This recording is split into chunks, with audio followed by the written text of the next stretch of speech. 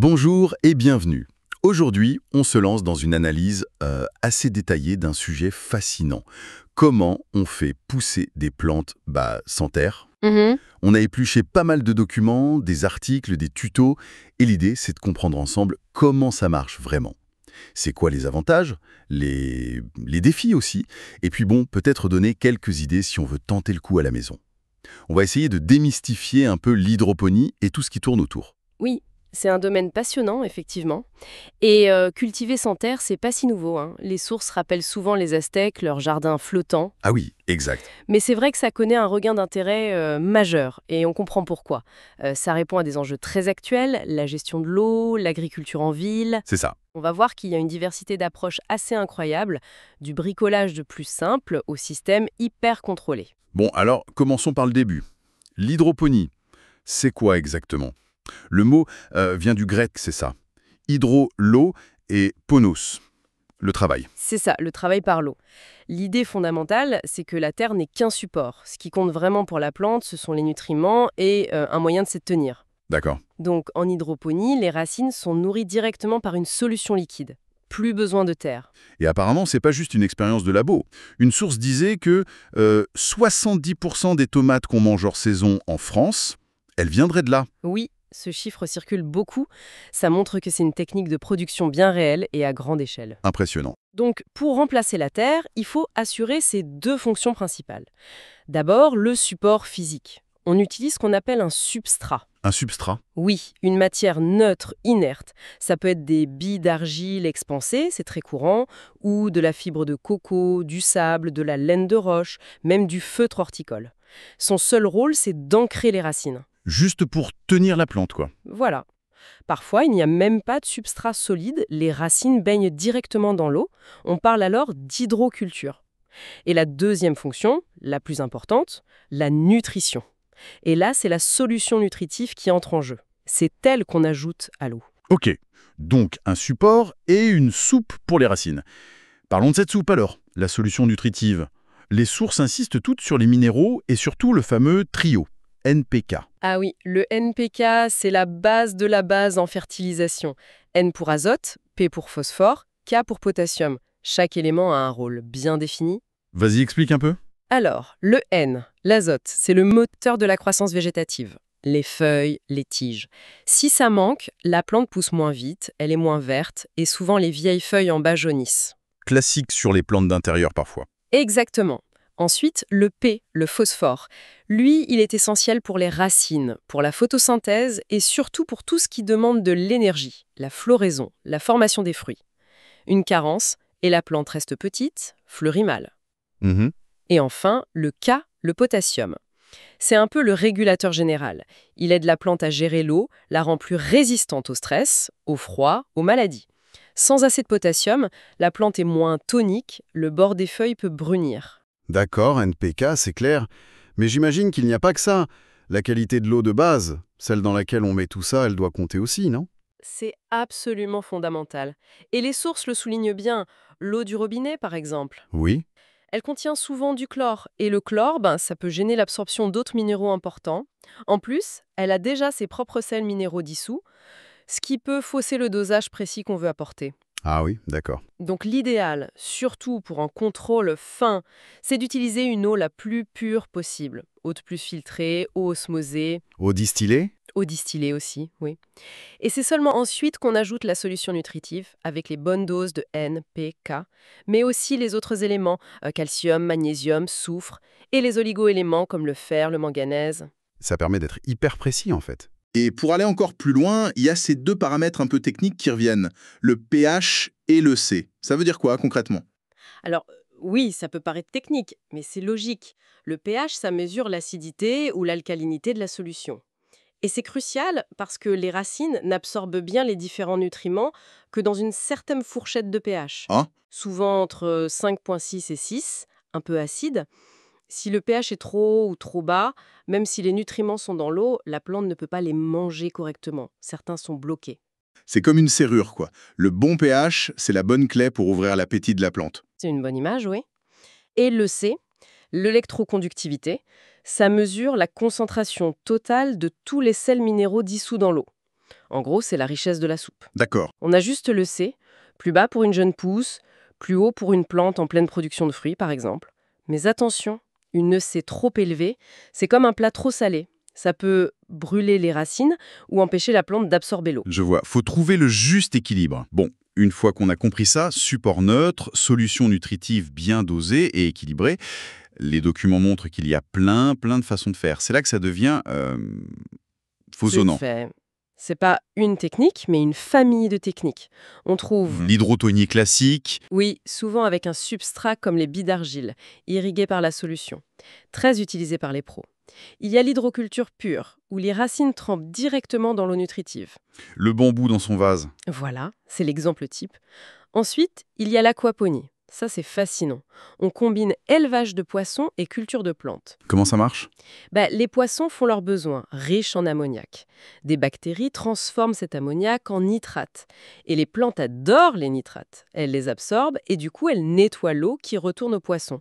C'est un cycle. Malin. Et l'aéroponie, ça sonne spatial. Un peu. En aéroponie, les racines sont suspendues dans l'air, dans une chambre noire et humide, et elles sont aspergées régulièrement par un brouillard de solutions nutritives. L'avantage, c'est une oxygénation maximale des racines. D'accord. Et puis il y a toutes les versions maison, c'est ça. La plaque de polystyrène, les murs végétaux. Oui, les adaptations sont infinies. Des systèmes très simples au potager d'intérieur connecté qu'on voit de plus en plus. Et dans le tutoriel du Low-Tech Lab qu'on a regardé, il parle de bioponie. Ça a l'air encore différent. Plus bioponie. C'est exactement l'idée. La bioponie, c'est de l'hydroponie, mais on essaye de remplacer les engrais minéraux de synthèse, chimiques quoi, par des fertilisants organiques. Comme quoi, par exemple?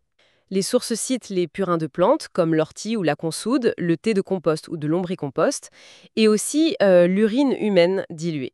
Pardon? De l'urine humaine? Attends, sérieusement? On peut faire pousser des légumes avec ça? Ça surprend souvent, mais oui. L'urine, c'est très riche en azote, phosphore, potassium, notre fameux NPK. C'est un engrais puissant et gratuit. D'accord. Mais et l'odeur? Les bactéries? Alors, c'est là qu'intervient un élément clé de la bioponie, le biofiltre. Ce n'est pas juste un filtre pour enlever les saletés. C'est un milieu, souvent des billes d'argile ou de la pouzzolane, qui héberge des colonies de bactéries bénéfiques. Des bactéries? Oui, des bactéries spécifiques qui vont faire un travail essentiel. Elles transforment les composés organiques comme l'urée de l'urine, qui devient de l'ammoniac, en forme minérale que les plantes peuvent absorber directement, principalement en nitrate. C'est le processus de nitrification, le même qu'on trouve dans le sol ou en aquaponie. Ah, je comprends. Donc, on n'utilise pas un engrais chimique prêt à l'emploi pour la plante, mais un engrais organique que des bactéries vont préparer pour elle? C'est exactement ça. On recrée un mini-écosystème microbien dans le système. C'est une approche plus biologique, plus vivante que l'hydroponie classique qui vise souvent la stérilité. Et ça règle la question de l'odeur. En grande partie, oui, car l'ammoniac est transformé. Et ça rejoint d'ailleurs un débat technique vu dans les commentaires du tuto. Est-ce que les plantes préfèrent l'azote sous forme d'ammonium ou de nitrate? Et deux sont possibles, mais les nitrates sont souvent plus faciles à gérer par la plante. Le biofiltre favorise cette transformation. C'est vraiment une approche intéressante, ce côté vivant. Bon, alors, si on essaye de faire le bilan, quels sont les grands avantages mis en avant pour toutes ces cultures hors sol? Il y en a plusieurs qui reviennent systématiquement et qui expliquent pourquoi ça se développe. Le premier, c'est l'économie d'eau. C'est spectaculaire. Oui, les chiffres sont fous. On parle de 70, 80, parfois 90% d'eau en moins que l'agriculture en plein champ. L'eau circule en boucle, il y a peu d'évaporation. Pour les zones sèches, c'est une révolution potentielle. Clairement. Quoi d'autre? L'optimisation de l'espace. On peut cultiver à la verticale, empiler les systèmes. C'est parfait pour les villes, les toits, les petits espaces. L'agriculture urbaine, oui. Ensuite, on s'affranchit des problèmes liés au sol. Plus de désherbage, moins de maladies ou parasites qui viennent de la terre. On peut cultiver sur des sols pollués ou même là où il n'y a pas de sol du tout. Logique. Souvent, on observe une croissance plus rapide et de meilleurs rendements car la plante a tout ce qu'il faut, quand il faut, sans effort pour chercher l'eau et les nutriments. Et enfin, moins de pénibilité pour certaines tâches, moins de terre partout. Ça fait beaucoup d'avantages. Mais bon, ça semble presque trop facile. Il doit y avoir des inconvénients, des défis, des sources en parlent. Oui, heureusement, il faut être réaliste. Ce n'est pas la panacée. Un gros point noir potentiel, c'est le coût énergétique. Ah oui, surtout si on cultive en intérieur ou sous serre toute l'année. L'éclairage LED horticole, même s'il est de plus en plus efficace, ça consomme. Le chauffage en hiver, les pompes pour faire circuler l'eau, la facture d'électricité peut grimper. d'accord, l'énergie. Autre chose. La vulnérabilité aux maladies. C'est un peu paradoxal. Sans la compétition et la protection des micro-organismes du sol, si une maladie, un champignon par exemple, s'installe dans le système, En circuit fermé, ça doit filer vite. exactement, ça peut faire des ravages très rapidement. Ça demande une hygiène impeccable et une surveillance de tous les instants. Je vois le risque. Il y a aussi la question de la gestion des rejets. Si on utilise des engrais chimiques de synthèse, quand on vidange la solution usée, il faut faire attention où elle va. Rejeter ça dans la nature peut polluer les rivières. Ce qui est un avantage pour la bioponie, qui essaye de boucler le cycle. Potentiellement oui. Et enfin, un point important soulevé, notamment en France et en Europe, l'absence de label agriculture biologique. Ah bon? Même si on utilise des nutriments organiques comme en bioponie, Pour l'instant, oui. Le règlement européen pour le bio exige un lien au sol, une culture en pleine terre. Donc, une tomate hydroponique ne peut pas être certifiée bio. Ni AOP ou IGP, qui sont liés à un terroir spécifique. D'accord, ça c'est une information importante. Le bio hors sol, c'est pas possible réglementairement chez nous. Mais alors, si on oublie les labels, est-ce que c'est compliqué de se lancer à la maison? Est-ce qu'il faut un équipement de fou? oh non, pas du tout. On peut commencer très simplement. Une bouture de potose dans un verre d'eau, c'est déjà de l'hydroculture. C'est vrai. On peut aussi prendre une plante en pot, bien nettoyer les racines pour enlever toute la terre, ça c'est crucial pour éviter la pourriture, et la mettre dans un vase avec des billes d'argile qu'on garde humide avec un peu d'engrais liquide dilué. Beaucoup de plantes vertes s'y prêtent bien. Et si on veut un système un peu plus sérieux, mais sans se ruiner? Eh bien, le tutoriel du Low-Tech Lab est un bon exemple. Il montre comment fabriquer un système avec des gouttières, une bâche, des billes d'argile, un bac plastique, une petite pompe d'aquarium. C'est du bricolage accessible. Avec leur fameux biofiltre et l'urine diluée. Oui, ils expliquent tout le processus, comment faire circuler l'eau par intermittence, par exemple 30 minutes toutes les 2 heures le jour, pause la nuit, ce qui est bon pour les racines, comment mettre en place le biofiltre, et comment doser l'urine très diluée à 1%. Ils précisent d'ailleurs que le biofiltre bien cyclé élimine les odeurs. D'accord. Quels conseils on retient des sources pour bien démarrer à la maison? Quelques points clés. D'abord, choisir les bonnes plantes. Pour débuter, mieux vaut y aller mollo. Les plantes vertes faciles, lierre, philodendron, les herbes aromatiques, menthe, basilic, les salades, les épinards. C'est plus simple que les tomates ou les poivrons qui demandent plus de suivi. Logique. Ensuite, la lumière, c'est indispensable. Soit une fenêtre très bien exposée, soit un éclairage horticole. Sans lumière, rien ne poussera. Même avec la meilleure soupe. Exactement. Le nettoyage des racines, si on transfère une plante de terre, j'insiste, c'est super important.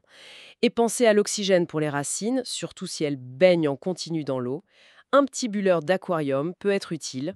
Et le plus important, Observez, regardez ces plantes. Les feuilles, c'est le meilleur indicateur. Changement de couleur, taches, flétrissement, ça veut dire qu'il faut ajuster quelque chose. Les nutriments, le pH, la lumière. ok, c'est noté.